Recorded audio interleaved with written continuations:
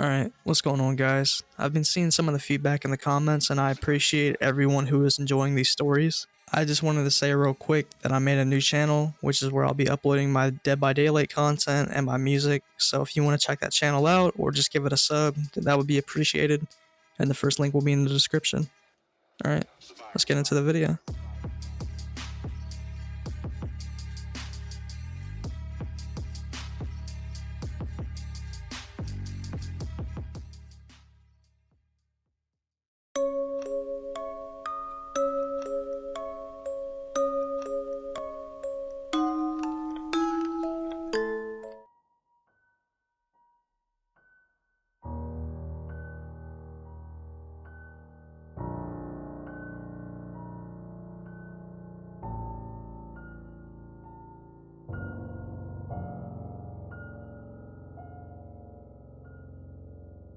I'm from a middling college town, born and raised. It has blown up over the last 8 years or so, but when I was a kid, it was still pretty quiet. I was a woods kid. I don't know if these exist anymore, but I had no desire to be inside, ever. I was happy if I was outside, happier if I was up in the tree, and I'd be at my happiest if I was on an adventure. My adventures took me further and further out from home. Not that far, but my friends had a satellite mom that would try to neuter us the second the youngest cried. So I made friends with a scary kid that didn't seem to have any parents and didn't mind picking up dead birds and putting them into plastic bags. Yeah, makes as much sense as it reads. Whatever, it was fucking terrifying when I was young. Behind where we lived, there was a solid 20 minutes of woods and then a community garden for the ethnic portion of the local university. I'm not saying ethnic in a bad way, it was just, well, if we broke through the woods and ran through the fields, we would not hear a single lick of English. It was like being on a different planet, and I think we both liked that.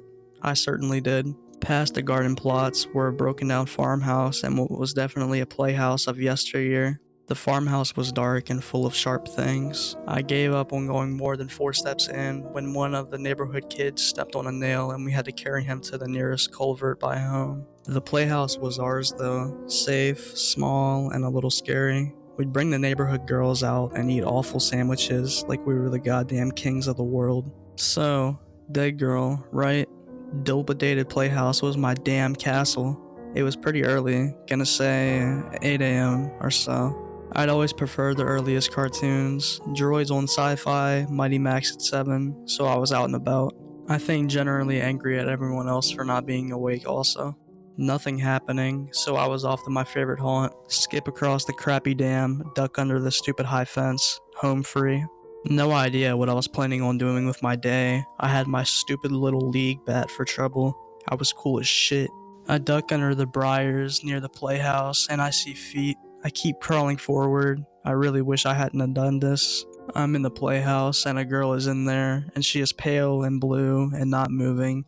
Her lips are cracked but purplish inside. I grabbed her arm and it felt like fish. I ran home and didn't mention this for 8 years. She was gone that afternoon. I was just a kid and really shocked again. I didn't report this.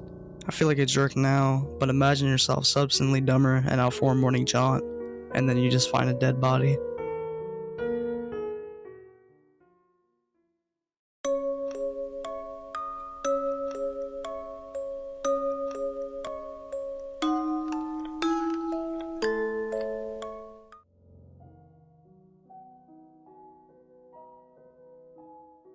I moved to Florida in June and found this awesome apartment slash townhouse that was quite large and fairly cheap. The property was nice and quiet, mainly filled with graduate students, and my place overlooked a large pool that I was excited to use, having lived in Seattle for the past 3 years.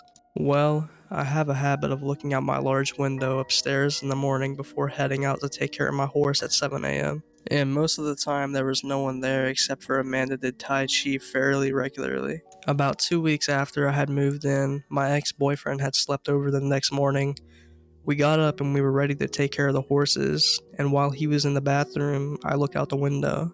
An object in the pool catches my eye, and to this day I will never forget it. There was a person at the deep end of the pool, at the bottom, just sitting there. I kept hoping that he would just move. I kept trying to convince myself that he was moving, that maybe it was some Tai Chi man doing some weird underwater exercise, hoping that I say a little bubble breath. Those 5 to 10 seconds felt like minutes, and I turned around and yelled for my ex to come help, that there was someone at the bottom of the pool. Luckily, my ex at the time had just gotten out of the Coast Guard and ran out to the pool while I grabbed my phone to call 911. By the time I made it out behind him, he was at the pool looking down.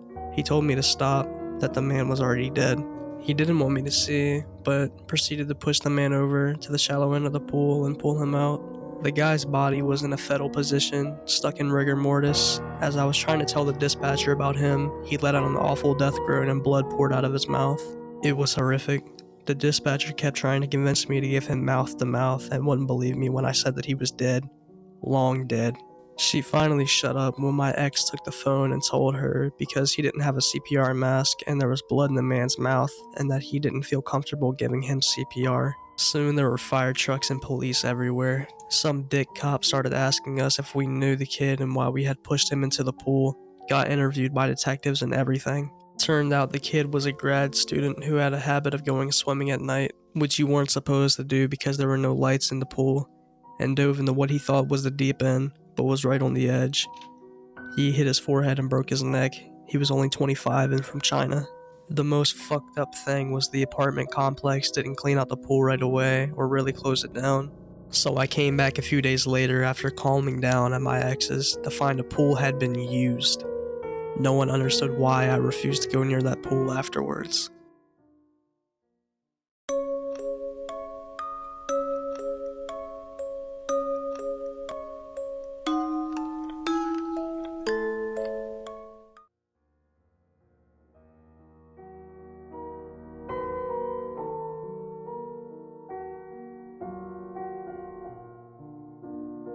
In 2018, I would do yard work for money, pulling weeds, hedges, mowing lawns, etc. I used to mow this one elderly lady's yard because my mom told her I would do it for free. We live in a very small town, and it was common knowledge she was poor and didn't have any family to look in on her. I didn't really mind because after I was finished with her yard, she would always serve me something baked with lemonade. She was also a pianist, and she would often play while I sat on the porch and ate my snack. It's funny because I'm pretty sure she's the reason I love ginger snaps and lemonade versus with milk to this day, and everyone thinks I'm crazy. Anyway, I went to her house one weekend to mow the lawn, and I knocked on her door, and she didn't answer. So I just mowed the lawn anyway and left her a note. I went back 2 weeks later and knocked on the door. She still didn't answer, but I noticed her mailbox was overflowing with mail, and I felt something was really wrong. I walked around the house looking for any open windows or anything out of place, but the first thing I came across was the smell as I walked around the side of the house. I found a window that was partially cracked, so I got the lawnmower and pushed it to the window. While standing on the mower, I pushed the window open far enough for me to crawl in. The smell only got worse as I got in the house. I guess I knew that the smell that filled the air was death, but I still was worried. I called out several times and I received no answer, but I eventually found her still in her bathtub. I didn't walk all the way in, I just pushed open the door and saw the back of her head. I knew she was gone because not only the smell, but the bugs had gotten into the bathroom somehow and it only made it worse. I used her phone to call 911. The police called my folks and the rest is history. We ended up adopting her cat, who I think was older than she was because there was no one else to take care of her.